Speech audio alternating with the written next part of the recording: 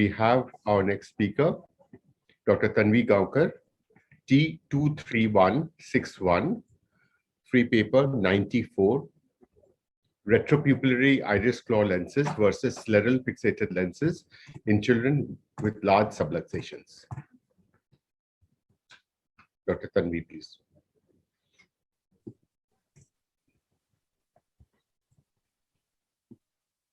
Is my screen visible? Yes, yes.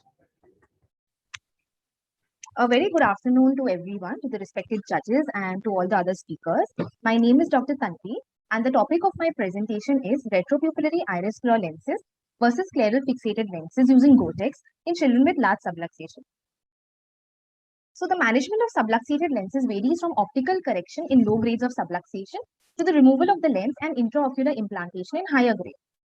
The management of the resultant aphakia following the removal of the lens could be either done using anterior chamber IOLs, iris claw IOLs, which could either be prepupillary or retropupillary, and scleral fixated IOLs, which could either be sutured or sutureless. So at present, there is paucity of literature which documents the safety of Gotex in pediatric eyes. Also, there is no consensus on which of these techniques is the best for early visual rehabilitation in children. So we undertook this study with the aim of comparing the functional outcome of retropupillary IOLs versus sutured SF IOLs using Gotex in children with large subluxations and to compare the IOL tilt in the two groups. So the study was conducted over a period of 1 year. 28 eyes with subluxations of more than 7 clock hours were included into this study. Group A underwent retropupillary IOL implantation and Group B underwent SF IOL implantation after randomization. The primary outcome was best corrected visual acuity in logMAR, and the secondary outcome was assessment of the IOL tilt, mean change in the astigmatism, and the median operating time. These parameters were calculated at 3 months post-op. We included all the patients in the age group of 6 to 18 years of subluxations of more than 7 clock hours and excluded patients with any gross iris abnormalities, any gross anterior or posterior segment pathology or trauma. So the surgical technique involved in Group A was marking of the horizontal meridian at 3 o'clock and 9 o'clock, followed by the creation of the pars plana folds. A pars plana lensectomy and vitrectomy was done. Following this was the retropupillary IOL that we used, and the arrow over here shows the claw mechanism into which the iris tissue was enclaved. A superior clear corneal incision was created, and the IOL was inserted into the anterior chamber along its shortest diameter, after which it was rotated into the anterior chamber, held with a lens grasping forceps, and it was enclaved into the mid-peripheral part of the iris using a Sinskey hook. And this was the result at the end of the surgery. In Group B, which is the SF IOL group, the horizontal meridian was marked, followed by the creation of 4 pars plana posts, 2 on either side. The distance between the two posts was 5 mm, and the distance from the limbus was 3 mm. This was the SF IOL that we used, which had 4 eyelets. So the Gotex suture, this white thread, was cut into 2 halves, and each half was threaded into the adjacent eyelets of the SF IOL. A clear superior clear corneal incision was created, followed by folding the IOL and inserting it into the anterior chamber. And the suture ends were inserted into the anterior chamber, and then they were externalized through the respective sclerotomy. After ensuring an adequate IOL centration, these suture ends were tied on either side, and the tension was titrated. This is the result at the end of the surgery. So we noticed that at the end of 3 months, the best corrected visual acuity in Group B was slightly better than Group A. However, it was not statistically significant. We measured the IOL tilt in both the groups by a technique described by Loya et al. Using the ultrasound biomicroscopy.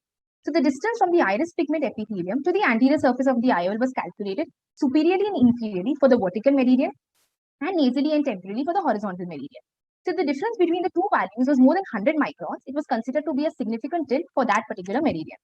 So we noticed that in Group B, the number of IOL tilts were more as compared to Group A, but it was not a statistically significant difference.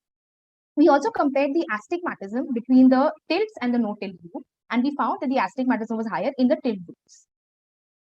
And the change in the post-operative astigmatism from the pre-operative value was statistically significant for each of the individual groups. However, post-operatively, they were comparable. And there was a statistically significant difference in the mean operating time between the two groups, with Group B having a mean operating time of 90 minutes. So this is a patient of clear lens subluxation who underwent a retropupillary IOL implantation. As we can see here, these are the enclavation sites, and the IOL appears to be well centered clinically as well as on UBM. This is a patient of cataractous subluxated lens who underwent an SF IOL implantation with Gotex. As we can see, the IOL over here is well centered clinically and UBM, and very faintly we can see the Gotex suture ends over here. So the choice of IOL to be implanted in a child is a challenge because our main aim is early visual rehabilitation with minimal complications. So if we compare both the groups, retropupillary IOLs are associated with complications like spontaneous disinflammation, pupil ovalization, which is not vision threatening, and pigment dispersion and secondary glaucoma if the IOL rubs against the posterior pigment epithelium. SF IOLs, on the other hand, are associated with an increased intraoperative manipulation at the vitreous base. Therefore, they are associated with complications like retinal detachment and suprachoroidal hemorrhage. Also, the chance of IOL tilt is higher here because of a torsional instability and suture-related complications like suture erosion, breakage, and deviation. So if we compare the advantages, retropupillary IOLs are technically simpler with lesser number of complications, and hence post-operatively the visual recovery is earlier. On the other hand, the SF IOLs are not dependent on the integrity of the iris tissue. Therefore, they can be implanted in cases of traumatic mydriasis and ileria. Also, the IOL is placed in a more physiological position. Of course, it is a time-tested method. So if we to conclude, both the techniques provide good visual rehabilitation with IOL stability in children with large lens subluxations. However, because RADP IOL implantation is technically simpler, we would recommend it in subjects of high risk of retinal detachment, Marfan syndrome, high myopia, and presence of peripheral retinal degeneration. Thank you very much.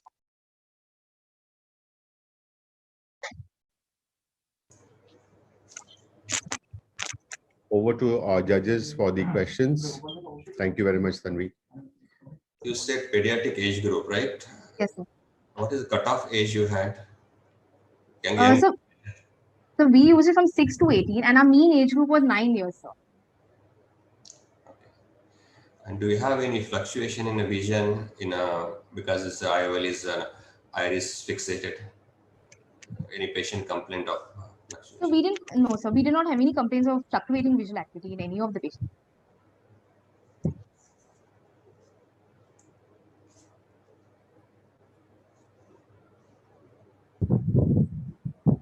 Yes, Susan, yes, please. Dr. Tanvi, I had a question. Your study was on the comparison between these two types of IOLs in the pediatric population, and one of the concerns in the pediatric population would be long-term stability, and your study duration was 1 year, if I'm right.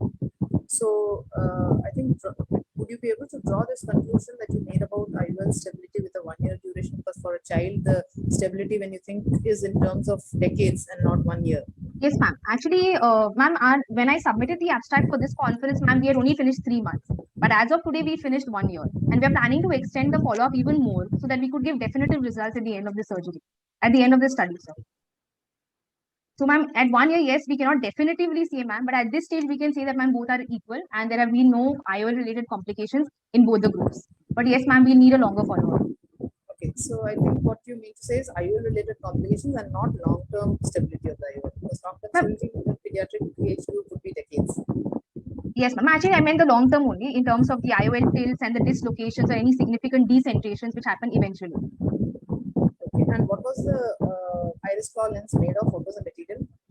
Ma'am, it is PMMA, and that's why the astigmatism in the retropupillary group was higher. Even though the number of tilts in the SF group was higher, our overall astigmatism in the retropupillary was higher because, ma'am, the incision which was required to insert this non-foldable IOL was larger than the incision required to insert the foldable SF IOL. Yeah, that was the point I was coming to. Would that negate the benefits that you get in terms of Marfan syndrome and retinal detachment, and all the large incision itself would negate the benefits? Ma'am, yes, to some extent, ma'am. But this was the only non-foldable one available. There are no foldable retropupillaries as far as we know, ma'am. Thank you. Tanvi, the problem with what type of patients you had with ectopia lentis, where they were homocystinuria, and how many had Marfan syndrome? Yes, sir. So there were a total of 4 patients of Marfan syndrome. There were 2 patients of homocystinuria. There were a maximum patients who were idiopathic causes of ectopia lentis. We had them worked up in a pediatric review, but we did not find any systemic etiology, sir, for the ectopia lentis. Yeah, because this Marfans and all, because collagen also is affected. So is it possible that when you sclera is also made of collagen, so possibility of these sutures over a period of time getting loosened up and this lens getting dislocated in young kids, that's very high. And second thing is, why did you take the criteria of 7 hours of lens dislocation as the criteria for your surgery? And one of the cases I saw the surgery that past plana surgery was done, lensectomy. why anterior chamber was not preferred, anterior root Okay, so in we took, retro. Tell, please.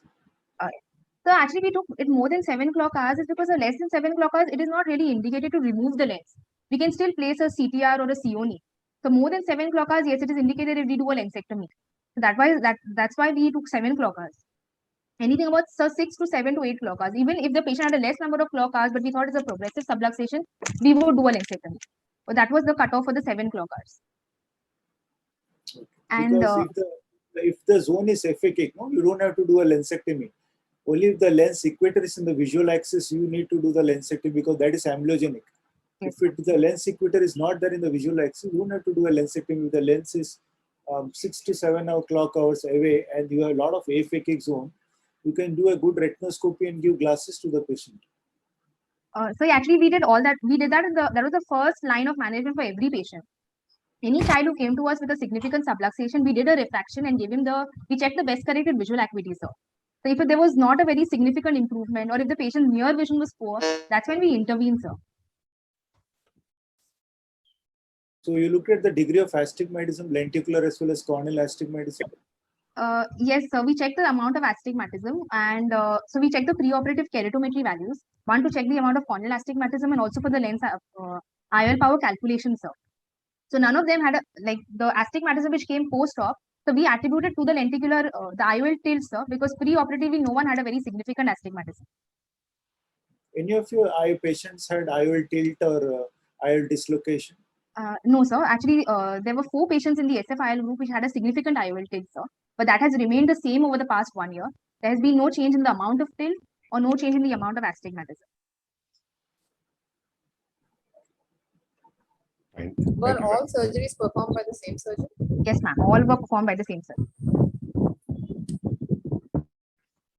Any other questions?